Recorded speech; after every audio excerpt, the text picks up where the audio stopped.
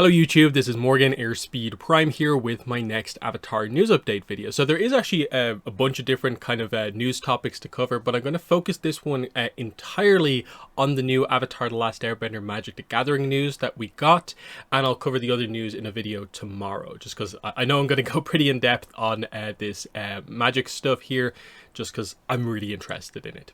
So, just to quickly kind of cover the basics that we had from before, Avatar The Last Airbender is getting a full Magic the Gathering trading card game set, and it's going to be coming out November 21st. So, we've seen this before from one of the previous Magic Cons that they did. They announced the kind of set symbol kind of type thing here. And a bit of information, but like we didn't see any cards. We maybe saw some of the art that they were going to use, but we didn't have too much information. Now we have our first card. Really cool. It's a mythic rare Avatar State Aang that's actually a double-sided card, so it transforms from one side into the other, but it's still just one card. Very cool stuff because it's art by Brian Konietzko, co-creator of Avatar, as we'll get into there. But the other key information that they revealed here is that we are going to get more new information about the set on August 12th. They're going to do a Twitch stream at 9 AM Pacific to give us our first look at the gang from the set. Favorite characters in card form, iconic scenes appearing in source material, cards from every episode. Collect Aang, Katara, Zuko, Toph, and Sokka as you embark on your journey to bring balance between the nations. So, looks like this reveal is probably going to show us a new Aang card, different than this one. Probably the basic one using this art would be my guess. A Katara, a Zuko, a Toph, and a Sokka card, and probably another in an initial batch of preview stuff to give a broader sense of what the set is.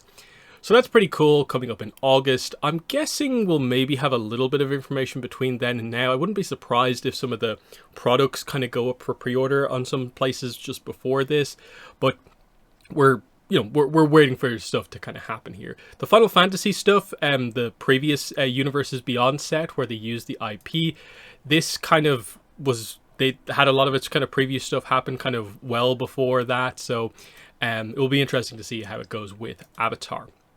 So, just before we get into talking about the card in particular and getting into what mechanics they're going to be using here, they did post this video on social media. Now, it's an interesting one here because they highlight, of course, the art by Brian Konietzko on the card here that we have. And they go through the art process here, which is very, very, very cool. So you can see here, there's the art for the front of the card, Sozon's Comet Aang from the finale. And then the other side of the card, of course, is Cosmic Aang, representing the more spiritual side of the Avatar state. So, super cool there. I think this video is actually quite impressive and a really nice marketing kind of thing. Just to highlight, especially to Avatar fans, that, hey, this is something going on with the Avatar set. It's not just a TCG set, especially if you're not really into magic. Look at the fancy art that's going to be in here. And some of the art will be done by Brian Konietzko, co-creator of the franchise, of the show. So, really cool way to show that. Of course, obviously, this specific version of this card is like the highest end, highest rarity version of the card. This is probably going to be very difficult to get from packs. It's probably going to be somewhat expensive on the secondary market. Don't know how much, of course, until we see more of what the set actually is. But just to highlight that there probably will be this exact card in a more basic version. Like take this Cloud card from Final Fantasy, which I think is probably the equivalent in terms of like main character mythic rare. Here's the more standard card frame version.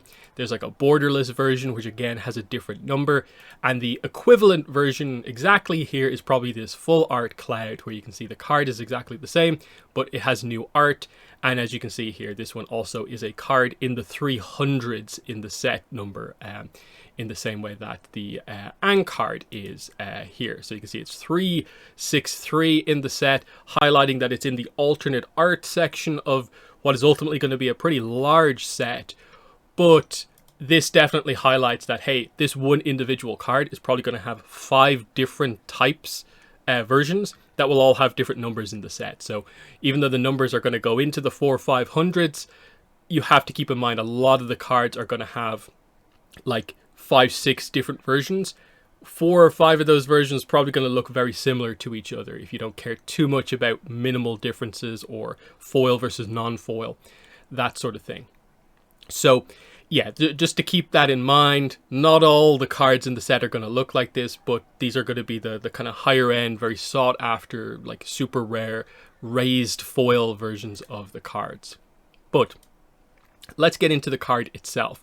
So I acknowledge that my audience here is probably more Avatar focused than Magic the Gathering focused. So I'm going to go through this a little bit more kind of in a basic way, where like I'll be going over like a lot of information that Magic fans have known for a very long time, but I know straight away that a lot of Avatar fans are not particularly familiar with Avatar.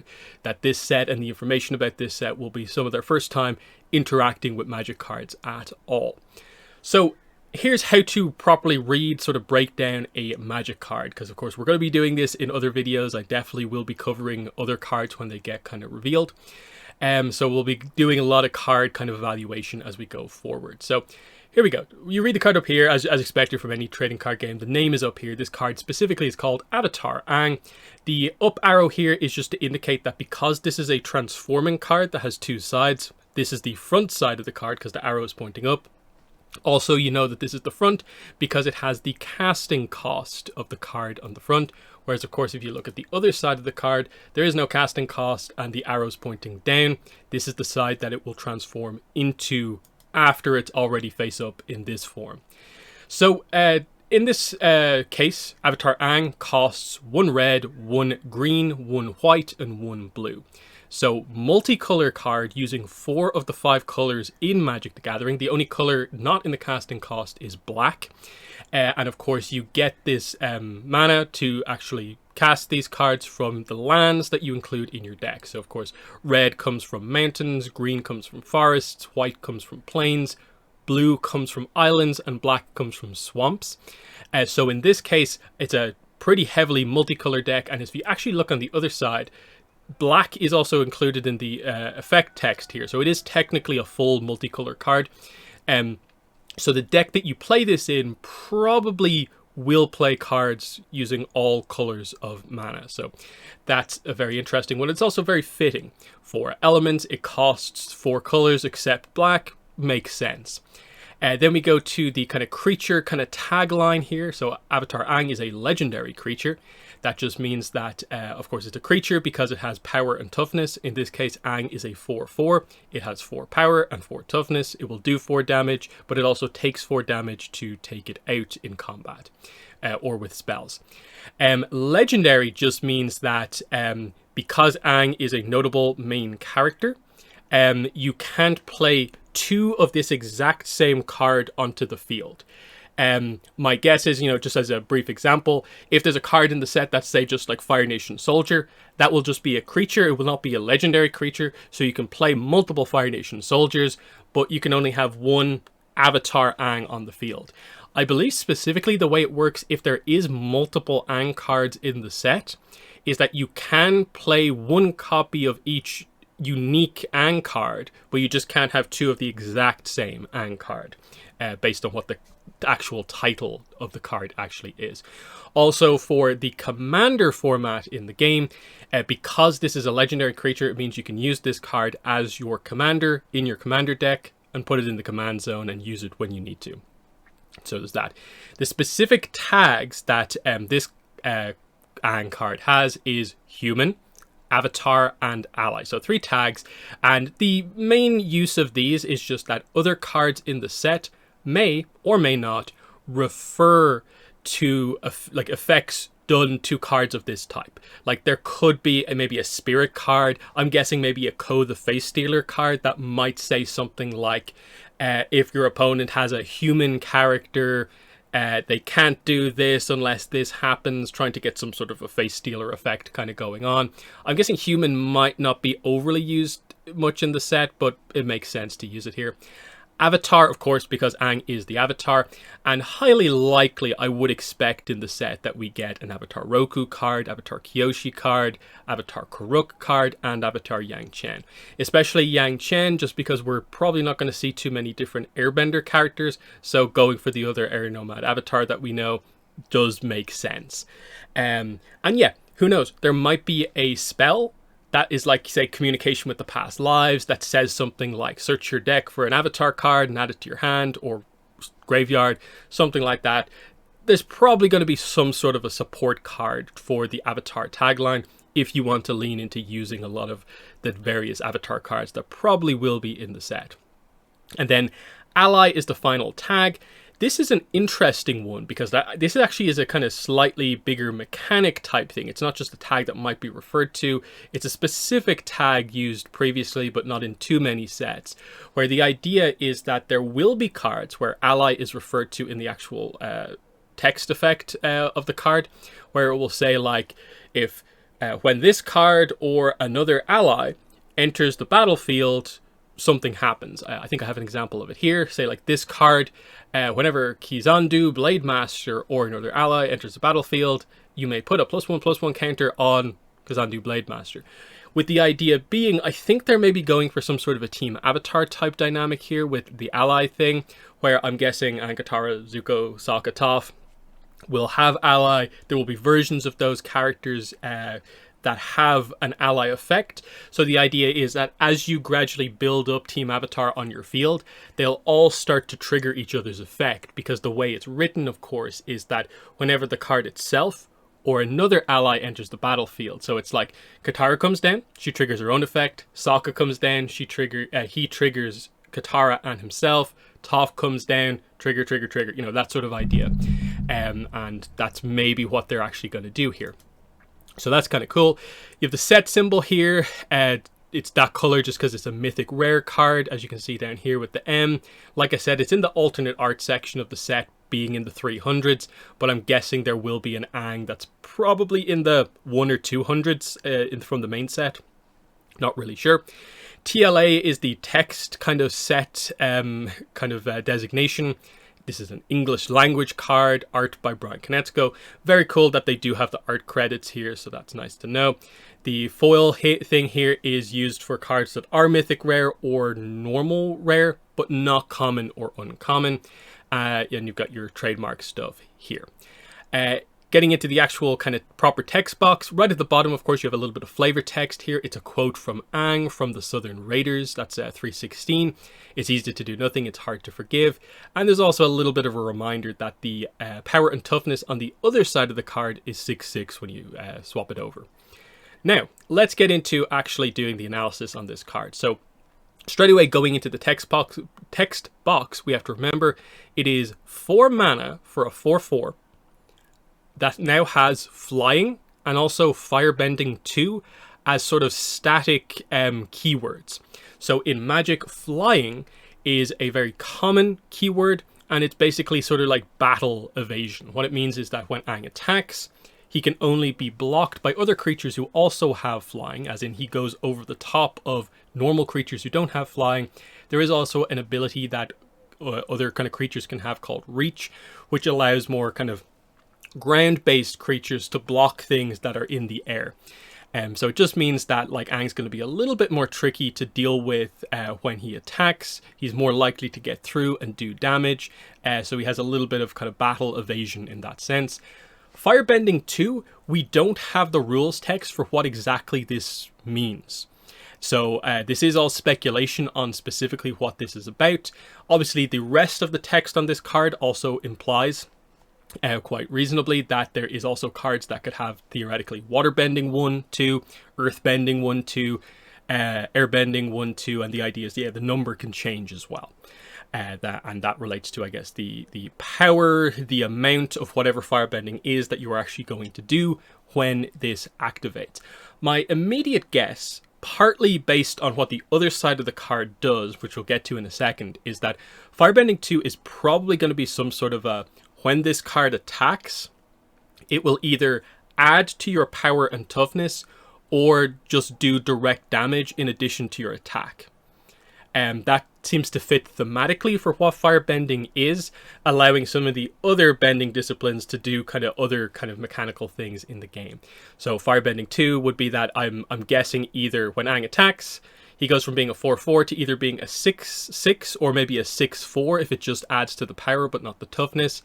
Or, probably more likely, when you attack, Aang can deal 2 damage to a creature or directly to your opponent. That way you get your attack, but you're also targeting something with direct damage, which is kind of cool. The main effect, though, is whenever you waterbend, earthbend, firebend, or airbend, draw a card. Then, if you've done all 4 bending disciplines this turn, used all 4 elements, transform Avatar Aang into Aang, Master of Elements, which we'll get to in just a second. But this is a really good effect. So the idea is he has built-in firebending. So I don't know what the exact trigger is going to be on this. I'm assuming it's on attack, but maybe it's enter the battlefield or something like that. Either way, it should be, I guess, reasonably easy to make the firebending happen. So at the very least, you're looking at drawing 1 card probably every turn, theoretically. And that's really good. Flying, some sort of direct damage, battle boosting ability, plus drawing a card. Great. And then with your other cards or other creatures, it seems like you're able to make waterbending, earthbending, and airbending happen, and that allows him to draw even more cards, and it seems to stack. It doesn't say once a turn, it's whenever you do this, this, this, or this, draw a card, no restrictions. So I don't know if you're going to be able to do a lot of these things multiple times a turn, but either way, the idea is at the very least you can get 4 cards a turn, because the requirement to transform basically requires you to do all 4, meaning you draw 4 cards. So by the time you've done this, you've already achieved a goal of drawing 4 cards, and you get the benefit of transferring it over. I do wonder how difficult or not it's going to be to make all 4 elements happen on 1 turn. He's got built-in firebending. If, for instance, say like there's a Katara card that's got built-in waterbending, a lot depends on how you trigger that. If it's all on attack, that could get a little bit messy. But I'm guessing there will be ways with like sorceries and instants to make waterbending happen in a slightly different way. Because my assumption probably is that if Aang does firebending 2, that is treated as the trigger for anyone who requires firebending to happen. So if there's a Zuko card that says whenever you firebend, you know, you get +3 attack or something like that. I'm guessing Aang is able to trigger Zuko, and that's just the way they're going to do it, rather than like you needing to like assign who gets to do the bending or something like that.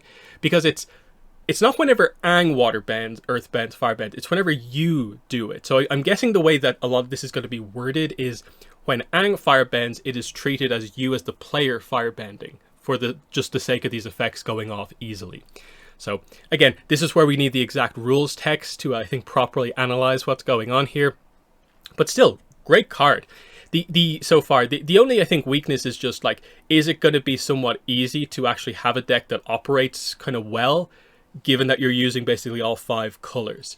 That's the only kind of weakness it feels like so far. There's no real protection outside of the kind of battle protection of flying, but it's a powerful card in what it does. The other side of it, when you finally transform it, is Aang, Master of Elements. It's a legendary creature, avatar ally. Notably, they drop the human off. Of course, this side of the card says human, this one doesn't. I wonder if there is a significance to it. They obviously did it for flavor, because this is Aang spiritually, like in the cosmos, connecting to the pure cosmic energy of the world to power the avatar state. So yeah, I get it. We're not really talking about human stuff anymore, but it definitely suggests that like human might actually be a tagline that actually matters to a certain degree.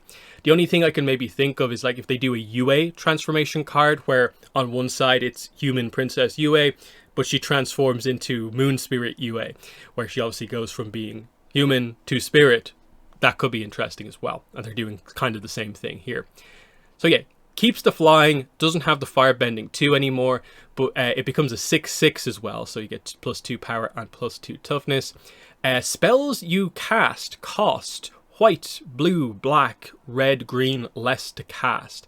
So 5 mana less to cast, and there is no restriction on that either. It doesn't specify anywhere here that like it can only be used to lower the cost of colors.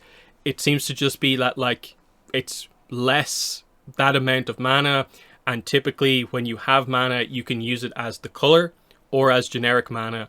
So if you have a card that costs say 4 and a white, 5 mana, you can cast it for free because everything costs 5 less. The only challenge might be if you have a kind of double color card, like if it costs, say, blue, you still need to get the second blue from somewhere, because you can't transform the colors into other colors. But still, that's great, because you have to remember in terms of the use case of this card, by the time you get here, you'll have already completed this effect, meaning you'll have drawn 4 cards. Now, in between activating water, earth, fire, and airbending, you might have used cards to make those happen from your hand. But at the very least, you should have 1 card left from activating the last bending discipline. So you'd at least have 1 card in hand to cast for free. If not, 4 and who knows how many more. So this should be a particularly powerful play when you finally transform Aang. The other effect then is at the beginning of each upkeep, you may transform Aang, Master of Elements. If you do, 4 things happen. You gain 4 life, you draw 4 cards, you put 4 +1/+1 counters on him, and he deals 4 damage to each opponent. Wow. So the specifics on this is at the beginning of each upkeep. So what it means is by the time you've transformed it into this, you can't just straight away transform him back. You have to wait until your upkeep step, which is right at the beginning of your turn. So you have to wait until like the next turn to transform him back. Now, this happens before anything particularly happens on your turn, so you have to make the decision right at the beginning. But if you do transform him, you then gain extra life, so you are further away from losing the game. Draw 4 cards, that's a huge effect, given that we're already praising the idea of like only getting maybe 1 or 2 cards from Aang's effect on the other side of the card. 4 straight away is fantastic. Put 4 +1/+1 counters on him. So again, it will be on this side of the card. So he goes from being a 4/4 to being an 8/8, which is huge. And he deals 4 damage to each opponent. So if you're just playing a 2-player game, that's just 4 damage to your opponent. In Commander, it means 4 damage to all of your other 3 opponents. So super strong effect. And then again, the idea of this card is that you're meant to try and flip it back and forth as many times as possible, basically, because you now are in a really good spot. Your Aang is more powerful in this mode. You've got 4 cards in hand to help you make the other bending happen, to make the transformation happen again. And so you do that. You get whatever the actual effect is of doing all the bending is just by itself. You're drawing even more cards. So you've drawn 4 cards from this side. Then you're potentially trying to draw 4 cards again. Then you transform it and you get to play all those cards for potentially free. And the next turn you try and do the same thing again, all the while hitting your opponent for 4, empowering Aang more and more and more, gaining extra life. It's really, really good. The only thing it's missing is any sort of like protection from like removal spells or like, you know, anything that says like destroy target creature. You're kind of gone.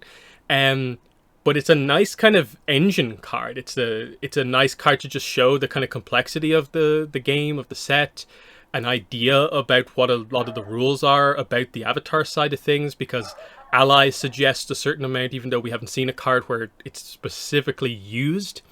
The bending, I think because of this side of the card, the bending is made a little bit more clear, because let's think this through. Why, when we do this, why do we get 4 specific effects? 4 different things happening kind of 4 times, because everything is 4. There's 4 elements. This is an Avatar State Aang card where he's using all 4 elements. I think very clearly each of these effects is meant to represent one of those elements and what the effect in Magic the Gathering is. And probably something along the lines of what fire bending is, water bending in the game is. So life is very obvious. This is clearly the water bending one. So I'm guessing water bending 1, 2, 3 might be some sort of a when you attack you heal, or something like that. Draw 4 cards. By process of elimination, I think drawing probably has to be given to airbending, which again, I think makes sense. It's the kind of creative element. It's about sort of speed, creativity. Having more cards in hand gives you more options, kind of accelerating you in that way. That seems kind of like a nice way to do it. The +1/+1 counters is probably earthbending, because it's the only thing that gives you extra kind of toughness. It enhances the kind of strength on the field of your characters, and potentially you can give lots of things +1/+1 counters, kind of build an army. that seems kind of fitting for earthbending, kind of like survival, holding the line type thing that they are all about. And then, yeah, that leaves 4 direct damage to your opponents to very much be the kind of firebending kind of themed effect that you have here. Now, is it exactly going to be that? I'm not sure, because obviously this is a particularly powerful version of all the elements being used because it's the avatar state. So obviously what I think we're getting with the other ones is probably a basic version of that. So Firebending 1 is probably 1 direct damage, Firebending 2 is probably 2 direct damage. Does it track all the way across? I'd like to know what the wording on, say, waterbending specifically is, if it's just healing, because it seems maybe a little bit too specific. Like, it works for Katara as a healer, Yagoda if she gets a card, but does it work for, say, Paku? You're probably going to have him do quite a lot else outside of just the standard waterbending effect, because he's not a healer. So that's going to be an interesting one. But of course, that's the whole point with the cards, is that this is just your basic mechanics. The cards still are going to do like other stuff. Toph will have earthbending 1, 2, 3 or whatever, maybe about counters, but she'll still do other stuff. Like there'll probably be a metal bending version of Toph where it does something kind of crazy. There'll probably be a seismic sense version of Toph or a card that does that. They'll hit all the key points I think you expect them to ultimately. So that's that. Anything else to say here?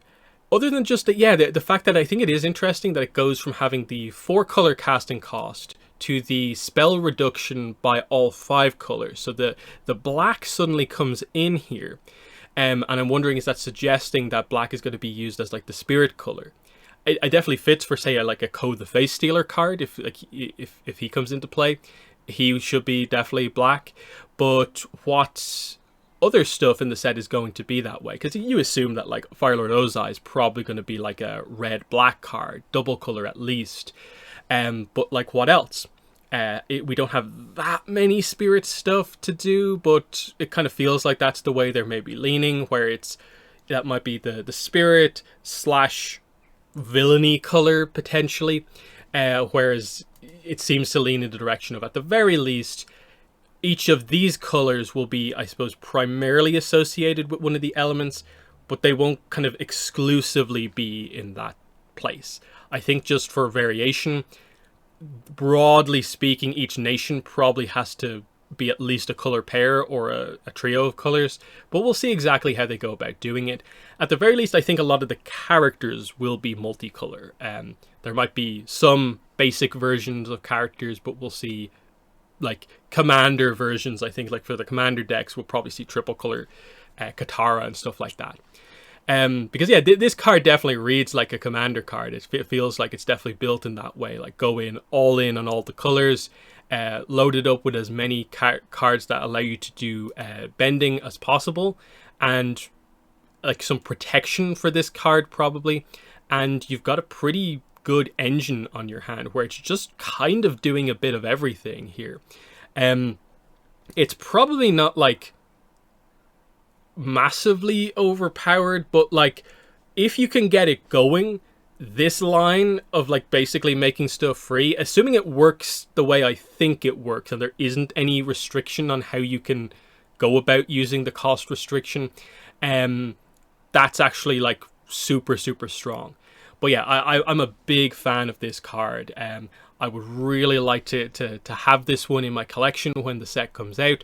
I'm just a little worried about how much it's maybe going to cost, to the point where I'm hoping that maybe they can distract some of the fandom with a super high-end full art Azula card, full art Iroh, full art Zuko, some of the fan favorite characters, and they distract from the Aang over here that I really want. But either way, we'll see what the pricing is like when it comes out. At the very least, it should be somewhat reasonable to get maybe the more kind of basic version of this card from like the main set. But the Brian Kinet's Go fancy raised foil version is probably going to be on a lot of people's want list, is probably my guess. So pretty pleased with what we have so far. Very eager to see more of it. But immediately you can see like, okay, a keyword for each bending type. Clearly some sense that like other cards can also trigger bending, and that can trigger like other effects. ally being in there to maybe make building up teams of characters a bit of a kind of thing that you want to do. That's interesting. Otherwise, this is probably more on the kind of extreme ends of like powerful effects. Like I wouldn't expect your basic Katara to do this much stuff. This is obviously a special case, being the Avatar State Aang card, where this isn't even Aang transforming into the Avatar State. This is Aang already in the Avatar State, kind of channeling even more power from the cosmos. So I'd be kind of surprised if, given that they've done this card, if they do the transformation card that way. It might be just a little bit too similar and have to do kind of similar things. But at the very least, it seems like from this, there's going to be a standard, maybe book 1 Aang, who is more just Airbender Aang. So we're going to see variation, I think, in the cards, like I said. I'm expecting there to be at least 2-3 versions of all these characters here. And then, yeah, they say there will be source material cards from every episode. So at the very least, I'm not sure what way to read that. Like, is that a specific type of card that's going to be in the set and very, like, visible when it's a source material card, that this is the Southern Raiders card? Like, are they going to do a thing where almost like the card is called the title of the episode and it just is an event happening? I'm not sure. Or is it just that, like, there's just a rule when they designed the set that just, at the very least, there is one card that references a thing that is unique to every single episode.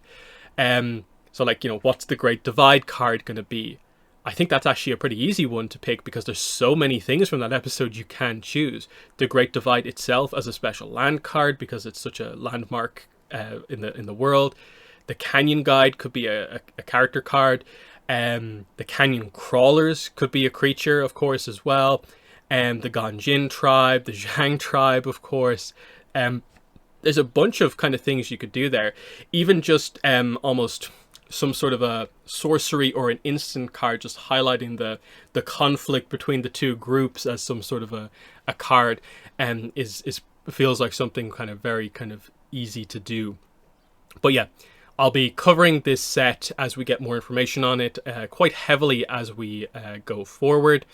But I'm going to wrap it up there and just immediately open up the floor to you guys. What are your thoughts on this first Avatar card? What do you think about the mechanics in terms of what we have so far? Do you think my speculation about what the bendings in this game actually are is good? And just what are your expectations for this? Especially like with seeing how much hype there is behind Final Fantasy Magic, a similar type of set. Makes me really excited for us to get our set in Avatar. But yeah, just going to wrap it up there. And then, like I said, I'll cover some of the other news that we have tomorrow. But yeah, that's been the video. Thanks for watching and bye.